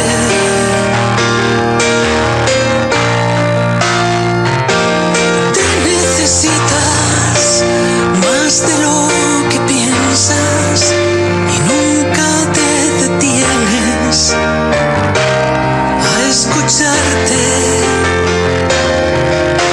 y tienes tantas cosas que decirte. Te pareces importante. Queda contigo en un lugar hermoso. Lleva una flor para identificarte y cuéntate la historia de tu vida. Ya verás cómo vas a enamorarte.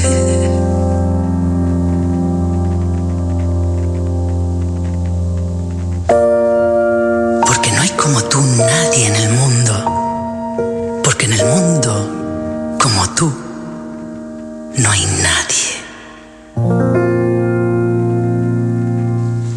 Aprendí a navegar con Escuela Barracuda y disfruta de nuestros ríos y del maravilloso delta.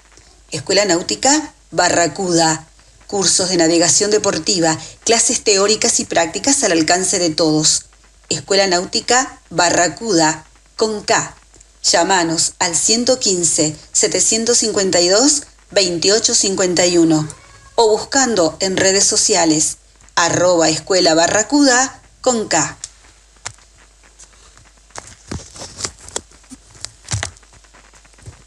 Federico Enríquez Zambucetti, compañero abogado, defensor de trabajadores. Teléfono 116-282-4142. Mail zambucetear@hotmail.com. Nodo La Familia, compras comunitarias, bolsones de verduras agroecológicos para comer barato y sano. Nodo La Familia, Avenida María 1375, Don Torcuato. Instagram @nodo_laflia.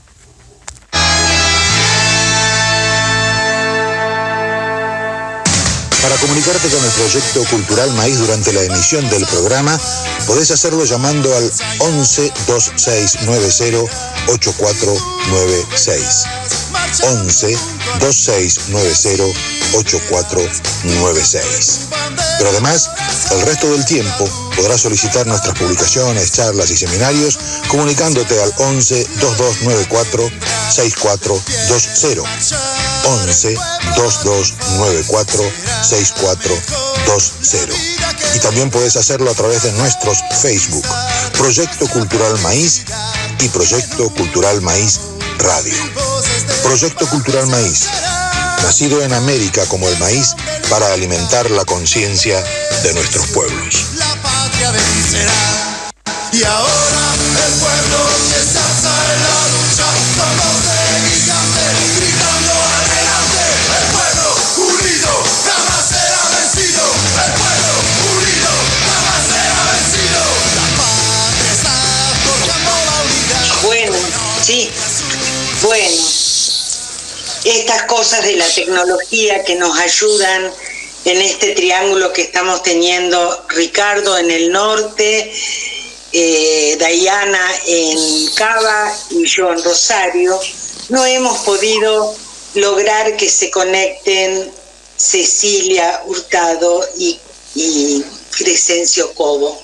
Pero como nada sucede porque sí, todo está conectado, hoy Crescencio publicó algo que yo quiero compartir y que yo quería discutirlo con él porque me encanta. Publicó algo que les quiero leer.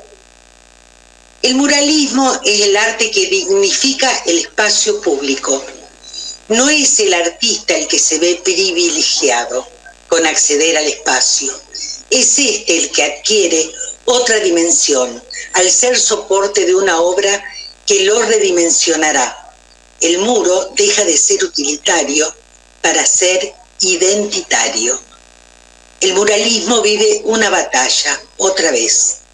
Las obras cotizadas en millones de dólares, mediocres e infantiloides de Bansky, son aplaudidas y por otro lado, el gran muralismo latinoamericano se ve como una representación obsoleta. El asunto está en que la estética contemporánea ve en las obras acomodaticias a las modas el camino que debería seguir el arte. La molestia es que la misión del muralismo es narrar, ser reflejo de la historia y decir algo. Desde el Renacimiento, así fue, y los primeros grandes murales no fueron obras de la izquierda, fueron comisionadas por los príncipes de la Iglesia Católica. Gracias a eso tenemos a la Capilla Sixtina y las obras de Miguel Ángel, Rafael y Leonardo. Eso es arte público y todas las son narrativas monumentales. El muralismo es una ópera pictórica. El renacimiento del muralismo en el siglo XX fue un logro de América Latina. Los tres grandes muralistas, Orozco, Rivera y Siqueiros, La vanguardia del expresionismo norteamericano aprendió del muralismo mexicano. Jackson Pollock fue alumno de Thomas Hart Benton, el muralista norteamericano admirador y colega de José Clemente Orozco.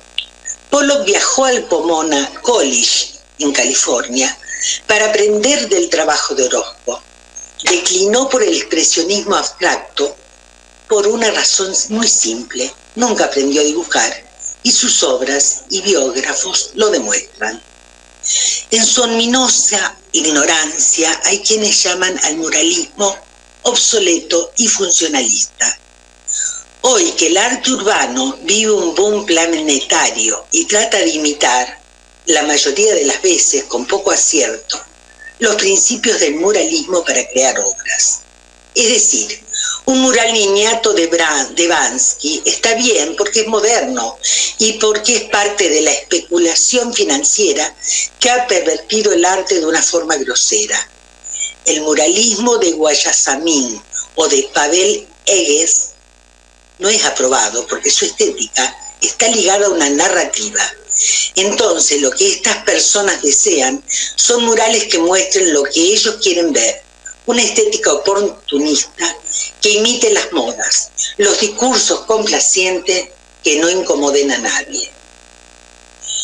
Es misión del Estado la procuración del arte y la cultura. El Estado, como administrador de los recursos públicos, debe encaminar parte de esos recursos al progreso cultural, crear las condiciones para que la educación y el arte crezcan, sean accesibles a todos los ciudadanos, no solo para los privilegiados que lo pueden pagar. Eso fue parte del triunfo de la Revolución Francesa y dio paso a la modernidad occidental. El arte público es un democratizador del arte y la cultura. El Estado tiene la obligación que si comisiona una obra, debe pagar por ella.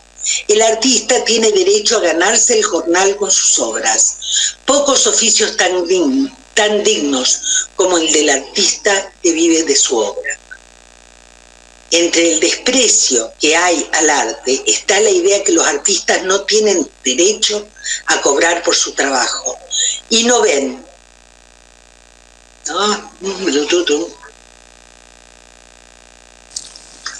que los artistas son grandes mecenas, hacen museos, crean colecciones de artes que después donan al Estado y a la gente. Es una estrategia para acabar con el arte, negar la remuneración a los artistas que la merecen. Pavel Egues es un gran artista, sabe crear es un muralista ecuatoriano, sabe crear una obra monumental, posee técnica y valor para bordar el muro. Los que buscan censurar o prohibir su trabajo son promotores de una estética intrascendental que no incomode su visión de la realidad histórica. Diego Rivera pintó sus murales del Colegio de San Ildefonso con la pistola en el cinturón. Los fanáticos de la ignorancia los apedreaban, los insultaban. Los murales siguen ahí, impecables e implacables, mientras que todos los que lo insultaron hoy están muertos y olvidados. Qué lindo, Susi, qué lindo. Se me da por decir, ¿no? Como continuando, me atrevo en un rasgo de arrogancia de mi parte a continuarlo diciendo, y los murales de la Ramona Parra siguen ahí, porque ellos, cuando el mural se deteriora, vuelven sobre el mural para refrescarlo, y los murales siguen ahí, comunicando, enseñando, compartiendo lo que la gente siente, o enterándolos de las novedades o de las expectativas. ¿Te recordás nuestra visita a La Victoria en Chile? ¿Cómo olvidarlo? Qué lindo barrio, qué lindo barrio.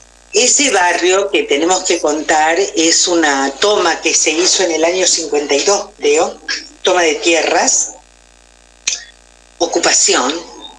Es un barrio que está absolutamente cubierto de murales, de distintos grupos, de distintos artistas, en mosaicismo, con distintas técnicas.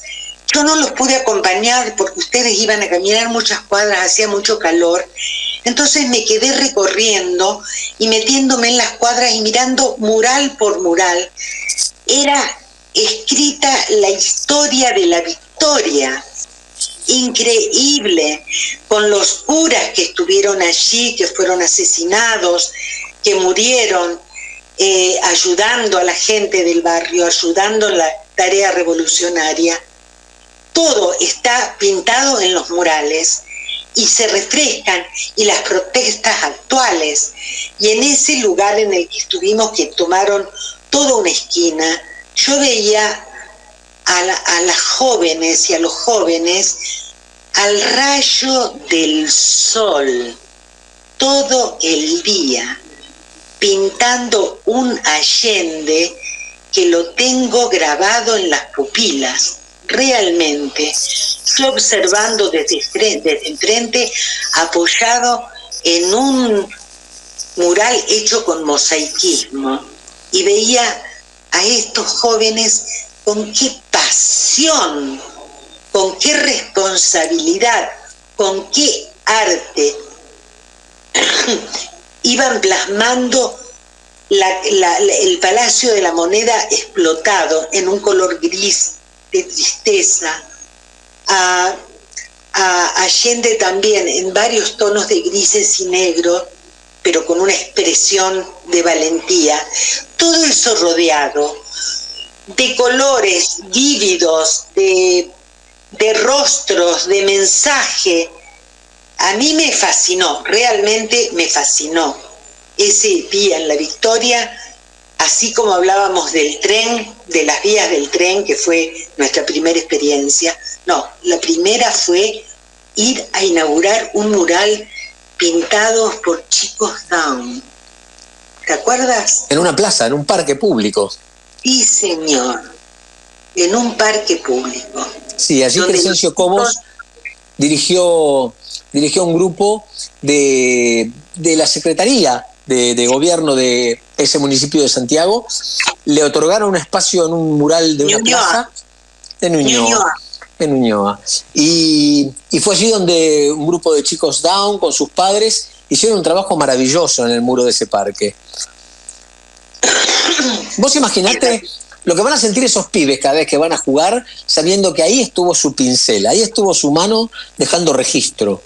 La carita de alegría que tenían cuando lo mostraban, cuando se inaugura y se muestra y le hacen reportajes y pasan la televisión, y estaba la alcaldesa de Ñuñoa ahí acompañándolos. La alegría que tenían esos chicos de haber plasmado su pintura, ¿no? Su colaboración en ese mural. Esa fue nuestra primera experiencia. Es cierto. Y qué interesante vuelta de tuerca, Susi. Y qué interesante vuelta de tuerca, digo, ¿no? Porque es como que el mural es el vínculo entre el artista y el pueblo. Y cuando el pueblo participa, forma parte del pueblo. Ya es del pueblo, claro. Ya es del pueblo. Sí, ya es una herramienta del pueblo. Ya es una herramienta del pueblo. Ya el pueblo lo plasmó ahí. Y después, cuando fuimos al tren, que los chicos llegaron antes, limpiaron el basural, pidieron, nunca me voy a olvidar, del tambo, el tacho de 200 litros, que le pidieron a una vecina que ella lo usaba para poner la basura. Y con eso y una madera llegaban a las alturas para escribir, para terminar de pintar el cielo y poder escribir ¿dónde están? ¿Y la ferretería? ¿Y la ferretería del barrio que donó la pintura? Y la sandía que nos trajeron para comer cuando estábamos muertos de calor. Los vecinos, sí, qué lindo, qué linda experiencia. Qué linda experiencia. Maravilloso. Y los trenes pitando cada vez que pasaban de ida o de vuelta, porque era en medio del tren. Nunca yo había visto una cosa así maravillosa. Y el mensaje también estaba dirigido a ellos, ¿no? Pidiendo la recuperación de las vías. Qué cosa maravillosa. Sí, realmente el muralismo reúne una fuerza juvenil que allí bajo la dirección de Cobos se convierte en arte de un modo sublime, realmente sublime. Sí, tanto Crescencio como Cecilia Hurtado, que también es una muralista muy importante, ¿no? esa cosa de comunidad que tienen, esa armonía, cada cual sabe lo que tiene que hacer con responsabilidad, se respetan los espacios, se respetan los tiempos de cada uno, las capacidades que cada uno desarrolla, está quien traza el dibujo, está quien mezcla los colores, está quien pinta un color, otro que pinta el otro color, la comunidad que viene a ayudar le brindan los materiales para que lo haga, y después el toque final, el delineado, el maestro, ahí es apasionante verlos trabajar. Es apasionante el proceso y es hermoso el final. Y no sé, asocio lo que contás, muy bien relatás, ¿no?, de la participación de cada uno. Asocio con esto de que nos participaba Yamila recién, de lo que sucede en Lago Escondido, ¿no? Donde cada uno pone su granito de arena. Y por ahí uno va por un camino y uno va por otro, y uno va por la montaña y otro va por el llano, y uno anda en el kayak y otro no sabe, pero lo carga, ¿no? Y no hay estridencias, no hay personas que sobresalgan. Cuando el objetivo es claro, la unidad surge naturalmente. Cuando hay buena gente, ¿no? Sí, yo me hago la pregunta. Con buenas intenciones, la unidad sale naturalmente, ¿no? Como decía Yamila, yo me sentí protegida y protegí también. Y acá es lo que pasa, en lo que yo veo en el muralismo, ¿no? Sí. Y hay otra parte, se sienten integrantes, se sienten protagonistas, actores, difusores, y saben que una vez que entregan eso, ya no es de ellos. Bueno, son actores de la historia. Son actores de la historia y del mensaje a la historia. Y me quedo pensando en esto de sentirse protegido. Qué curioso, qué otro parecido tenemos con los movimientos sociales chilenos. Porque ellos también, y acá hablo por mí, pero que creo que interpreto lo que muchos sienten, de la militancia, los que hemos militado y apoyado este gobierno, esta administración, se sienten un poco huérfanos. Tenían mucha más expectativa de su gobierno, como nosotros del nuestro, y se sienten un poco huérfanos. Como la gente del Lago Escondido, esperaban medidas más contundentes, más profundas, y las siguen esperando, y siguen peleando por ellas, y siguen reclamando por ellas. La Constitución. Por ejemplo. Más frustración que hayan perdido la posibilidad de tener una Constitución como la que habían armado. Moderna, indigenista, que contemple derechos de la mujer, del trabajador, de la propiedad social. Realmente de avanzada en lo social, de una avanzada importantísima para los pueblos originarios, para las diversidades, para la democracia realmente. Y bueno, sin embargo, se perdió. ¿Y se perdió por qué? ¿Por qué se perdió? Por la comunicación. Uh-huh. Bueno, ahí es donde digo que uno milita una idea y se siente huérfano. Uno milita y se siente huérfano. Y me parece que acá nos pasa lo mismo, ¿eh?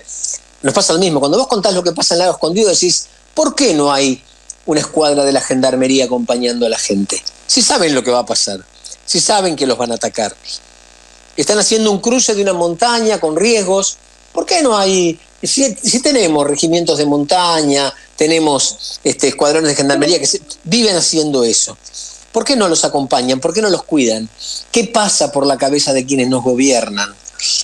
¿Qué pasa? ¿Dónde están? ¿Qué intereses defienden? No, pero están por debajo de un gobierno paralelo. Eso es claro. Tanto en un país como en el otro tenemos gobiernos paralelos. Gobiernan las corporaciones. Son más fuertes las corporaciones. Y la falta de decisión política, eso te lo reconozco totalmente. Bueno, y a esto me refiero, Susi, porque, a ver, yo milito desde que tengo 17, 18 años, siempre remando contracorriente y en dulce de leche, como se dice, y no me resisto a pensar en el imposibilismo, en la correlación de fuerzas, cuando hay decisión, se pelea. Por lo menos la batalla se da. Que uno la pierda, que uno la postergue, pero la batalla se da. Y la verdad que siento que estamos huérfanos y me duele, me duele mucho. Y se nos está terminando el programa, Susi, nos quedan unos minutillos mínimos. Unos minutillos para escuchar una murga maravillosa que propusiste. Quiero comentarle a la oyentada de que la música fue absolutamente propuesta por Ricardo. Ricardo piensa en la música, la busca, la encuentra, excepto un cambio que hice yo respecto a poner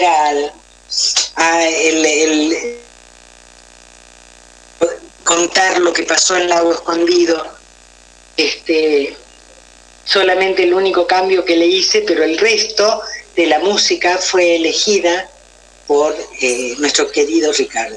Por favor, acá no debe haber protagonismos. No debe haber protagonismos. Es un trabajo en equipo y lo que pretendemos es difundir, es tener espíritu crítico, cuestionarnos, hacernos pensar y bueno, seguir adelante con nuestras ideas e intentar difundirlas.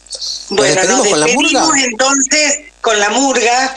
Le agradecemos a Dayana. Dayana ha estado maravillosa como siempre. Gracias Ricardo, gracias Yamila. Infinitas gracias a Moni Regueiro, que nos estuvo acompañando 1 hora, pero tenemos que darle las gracias por 2 cosas. Una, por haber preparado su columna sobre soberanía tecnológica y educación, que no la pudo dar.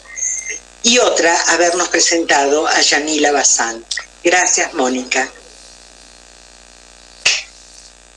Vamos entonces con la música y nos despedimos ya. Con la música y nos despedimos. Hasta el martes que viene. Gracias. Saludos a los oyentes. Un beso enorme, Susi, un placer. Quedó congelado, mira. Ya está, Masi, ya está. Está salado, no se ponen de acuerdo en nada esta gente. Que esto, que lo otro. Y todavía dice que tiene un sindicato, ¿sabían ustedes? Tiene un sindicato. Está raro para que tengan un sindicato porque para tener un sindicato hay que laburar. Y las murguitas no.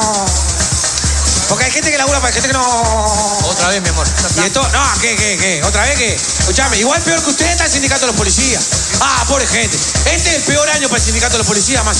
Porque justo en el año que el gobierno manda a reprimir el sindicato, hay milicos que se están pegando palos ellos mismos hace 6 meses. No te aguanto más, de verdad, no lo soporto más esto. Estás haciendo lo mismo que en la televisión, la gente ya se dio cuenta, ya está. No te permito, yo lo mismo que en la televisión. Lo mismito, igual. ¿El qué más? Sí, trato hecho. Basta. Masón. Para los sindicatos no es un año más. Ya no está la izquierda para sentarse a negociar. Están medio achanchados, hay que despertar. Fueron 15 años, pasó lo mismo en el carnaval. El sindicato es el escudo de los pobres, los que te cuidan de los buitres al acecho. Los que están siempre junto a vos por cualquier cosa. Vendría a ser el prosegur de tus derechos. Pero si gana la derecha y de repente a los consejos de salario no da bola. Quedas mirando al que tenés para cuidarte. Y es prosegur de esos que no tienen pistola. Están medio achanchados, hay que despertar. Con los sindicatos tenemos cosas que conversar. Los compañeros cuando estaba el Frente Amplio lograban cosas sin salir mucho a la calle. Pero lo cierto es que desde que están los blancos tiene más fuerza el megáfono de Salle.